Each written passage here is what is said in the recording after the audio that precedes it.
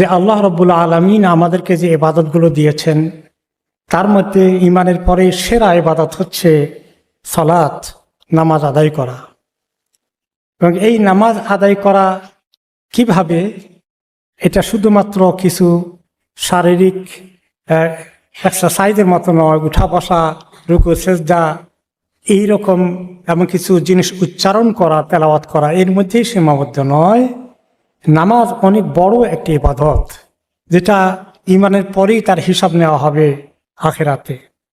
এবং এই ইবাদতটার মধ্যে আল্লাহ তাআলা অনেক মজা রেখেছেন। এটা ঈমানের স্বাদ আছে এর মধ্যে।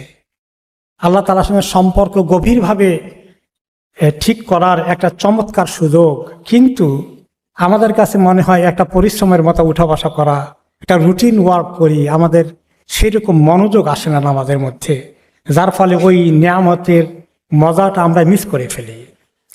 এবং এই নামাজ হচ্ছে আল্লাহ তাআলার সঙ্গে আমাদের সাক্ষাৎ চোখে দেখি না, কিন্তু কথাবার্তা হচ্ছে ওনার সাথে। আমরা যখন প্রত্যেকটি কথা উচ্চারণ করি তিনি কবুল করেন, তিনি জবাব দেন। আমরা যখন বলি আলহামদুলিল্লাহ রাব্বিল আলামিন, তিনি খুশি হয়ে বলেন আমার বান্দা আমার প্রশংসা করলো। এইভাবে প্রত্যেকটি কথা তিনি জবাব দেন। আর এই নামাজকে এইভাবে করার জন্য যে প্রচেষ্টা যে করে, যার ভিতরে আল্লাহ তৌফিক দেন, সেটা হচ্ছে খুশু ও খাশিয়া। এই মনটাকে নরম হয়ে যাওয়া, আল্লাহ তাআলার সঙ্গে একেবারে সম্পর্কিত হয়ে যাওয়া, এটি হচ্ছে নামাজের আসল রূহ। আর এটা এত আনন্দের ছিল নবী করিম সাল্লাল্লাহু আলাইহি ওয়াসাল্লামের জন্য। তিনি বলতেন, বেলাল তুমি আজান দাও, নামাজ পড়ে আমরা একটি তৃপ্তি অর্জন করি, নামাজ পড়ে একটু আরাম পাওয়ার চেষ্টা করি। আল্লাহ তাআলার সঙ্গে সম্পর্ক আমাদেরকে তৃপ্তি দেবে, এই আরাম দেবে, শান্তি দেবে। তিনি আরো বলেছেন, আমার জন্য আল্লাহ তাআলা নামাজের মধ্যে আমার চক্ষু শীতল হওয়ার ব্যবস্থা রেখেছেন, হৃদয়টা ঠান্ডা হওয়ার ব্যবস্থা রেখেছেন। এবং তিনি যখন কোনো দুঃখ কষ্ট বা দুঃসংবাদ আসতো, তখন তিনি তাড়াতাড়ি করে নামাজ পড়তেন শান্তি পাওয়ার জন্যে। এখন এই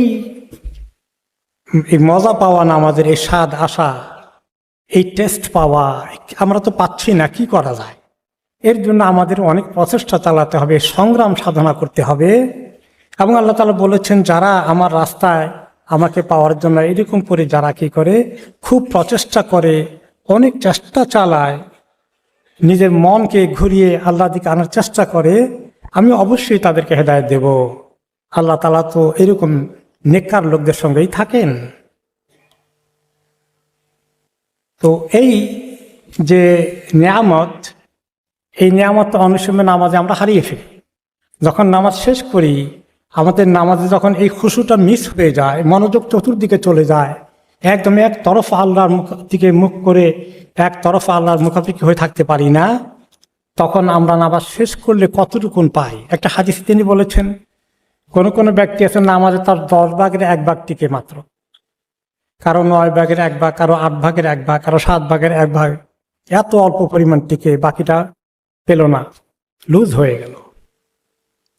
এবং এই যে আমরা নামাজের মধ্যে মনোযোগ দিতে পারি না, চোখটা মাঝে মধ্যে এদিক ওদিক চলে যায়, এই বিষয়ে আয়েশা রাদিয়াল্লাহু আনহা জিজ্ঞেস করলেন, ইয়া রাসূলুল্লাহ, নামাজের মধ্যে এদিকে চোখ একটু এদিক সেদিক চলে গেলে এটা যায় কেন, এমন হয় কেন? আমরা তো একটু মনোযোগ দিতে চাই। তিনি বলেন, ওটা শয়তান বসে থাকে, আমাদের নামাজ থেকে কিভাবে কতটুকুন সে ছিনিয়ে নিতে পারে। একটু মনোযোগ লুজ করলে এটা সে হাইজ্যাক করে নিয়ে গেল। সে অপেক্ষায় থাকে মনোযোগের কমতি হলো কিনা।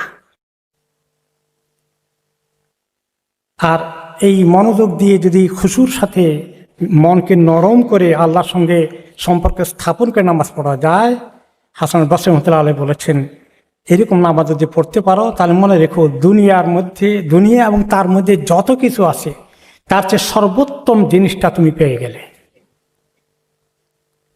আর যদি এটা মিস করে ফেললাম, দুনিয়ার অনেক কিছুর মালিক হয়ে গেলাম, কিন্তু আসল জিনিসটা আমার জুটলো না। সেই জন্য আল্লাহ তাআলা কি বলেছেন, ওই মুমিনরাই সফল কাম হবে যারা নামাজের মধ্যে তাদের মনটা আল্লাহর দিকে ঝুঁকে যায়, নরম হয়ে যায় আল্লাহর ভয়ে। তো এখন কিভাবে এই খুশুকে ধরে রাখা যায়, আল্লাহর ভয় খুশু আমাদের দিলে আসে?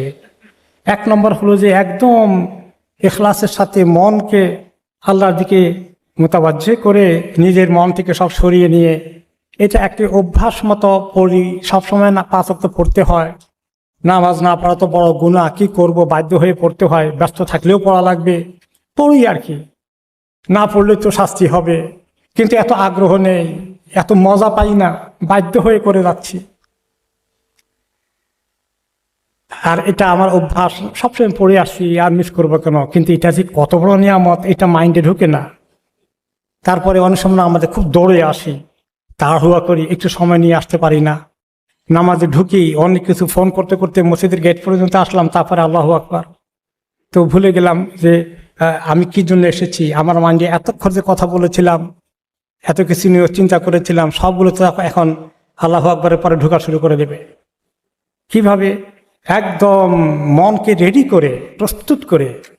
এই জন্য একটু সময় নিয়ে মসজিদে আসা তাদের সুযোগ আছে, যারা অনেক চাকরি ফেলে আসতে হয়, কষ্ট হয় জানি। তবু আল্লাহ তাআলার কাছে আস্তে আস্তে রাস্তা থেকে মসজিদে ঢোকার সময় থেকেই একটু আল্লাহমুখী মনোযোগ কীভাবে দেওয়া যায়, ওই মোবাইল ফোনটা পকেটে রেখে দেওয়াই ভালো হবে। ওইটা কানে লাগাতে লাগাতে মসজিদের গেট পর্যন্ত আসলে আমরা মিস করে ফেলব। এই মানসিক প্রস্তুতি ভেরি ইম্পর্টেন্ট, অনেক জরুরি আল্লাহর দিকে খুশুর সাথে নামাজ পড়ার জন্যে। আলী রাদিয়াল্লাহু আনহু, ওনার অবস্থা ছিল, যখন নামাজের ওয়াক্ত হয়ে যেত, ওনার চেহারার রংটা পরিবর্তন হয়ে যেত, লালচে হয়ে যেত, কি একটা টেনশন শুরু হয়ে যেত। বলে যে আপনি এত অস্থিরতা কেন? বলে আরে নামাজের ওয়াক্ত এসেছে, আল্লাহর আমানত, যেটা আকাশ জমিনকে তিনি দিতে চেয়েছেন তারা নেয়নি, আমাদেরকে দিয়েছেন। আল্লাহর আমানতকে আমি ঠিকমতো পালন করতে পারবো, এই চিন্তা আমার মাথায় ঢুকে গেছে। তাহলে নামাজের খেয়াল এভাবেই নামাজের আগে মাথায় চলে আসলো। এটাই হলো মানসিক প্রস্তুতি। আর এই নামাজ যখন আমরা পড়ব, তখন কোনো কোনো সালফে সালেহীন বলেছে, তুমি যখন নামাজ পড়বে এইভাবে তুমি চিন্তা করবে, ডান দিকে তোমার জান্নাত, বাম দিকে রইল জাহান্নাম, সামনে তোমার কাবা আছে, মালাকুল মউত ফেরেশতা তোমার পেছনে আছে, আর তুমি মনে মনে খুব শঙ্কিত থাকবে, হায় রে আমার নামাজটা কি কবুল হবে না, নামাজ শেষে আমার উপর মুখের উপর ছুঁড়ে মারা হবে, ফেরত দেওয়া হবে। এইরকম মনোভাব নিয়ে তুমি নামাজ পড়বে। এবং নবী করিম সাল্লাল্লাহু আলাইহি ওয়াসাল্লামের এই নামাজকেই যখন সালফে সালেহীন ঠিক মতো পড়েছেন, ওনারা এটাকে এনজয় করেছেন।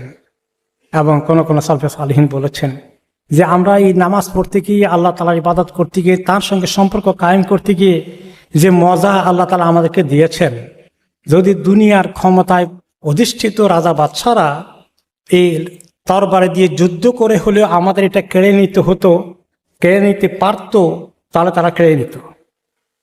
যে এত দামি জিনিস এই নামাজ, সালফে সালেহীন যারা আল্লাহর মুকাররব বান্দা, তারা এটাকে অনুভব করেছেন। তো এইভাবে কই আমরা আল্লাহ তাআলার কাছে নামাজ পড়বো, এবং এত আগ্রহ করে পড়ার পরেও ওয়ারিড থাকবো, হায় আল্লাহ আপনি কবুল করবেন, আমার নামাজ কি কবুল হবে, এরকম একটা চিন্তা। এবং আল্লাহর কাছে এই আরাধনা করে এই প্রত্যেকটি নামাজের অ্যাকশনকে আমরা পালন করব, তাহলে আল্লাহ রাব্বুল আলামিন তাঁর সঙ্গে আমাদের এই যে সম্পর্ক, সেই সম্পর্ককে তিনি কবুল করে ফেলবেন, এবং নামাজের যে বিশাল পুরস্কার তিনি দেবেন, সেটা আমরা অর্জন করব। আল্লাহ তাআলা যেন আমাদেরকে তৌফিক দান করেন।